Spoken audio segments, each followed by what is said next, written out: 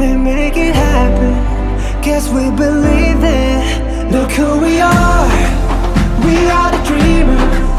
We make it happen, cause we can see. Sa Patpit po, natutunan ko kung gaano kahalaga ang physical fitness at healthy lifestyle. Na-enjoy ko yung mga activities, lalo na yung may mga teamwork at movement. Para sa akin, ang pinaka-exciting part ay yung mga games at physical exercise. Kasi masaya kami. Nakakawala ng stress at magandang banding sa mga kaklase ko.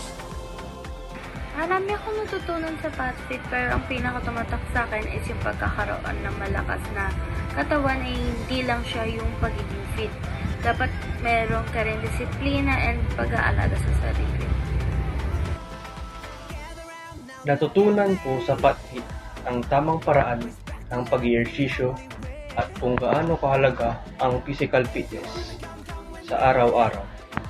Naging learning experience ko ang pag-monitor ng progress at pagdisiplin sa sarili. Ang pinaka-exciting na part para sa akin ay ang mga physical activities at challenges na nakakapag-motivate para maging mas active at healthy.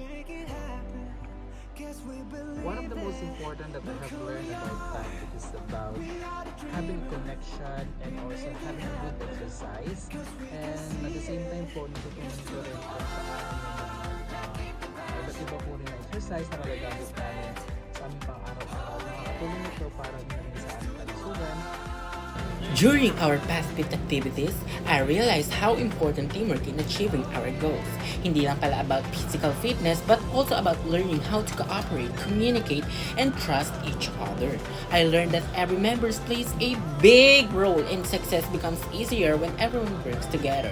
There were times na may challenges or misunderstandings, pero dun ako nakikita na value patience at understanding.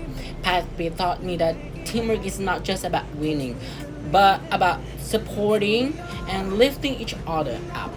In the end, I learned that a strong team is built on respect, unity, and shared effort. And these values and something I can also apply in real life. That's all.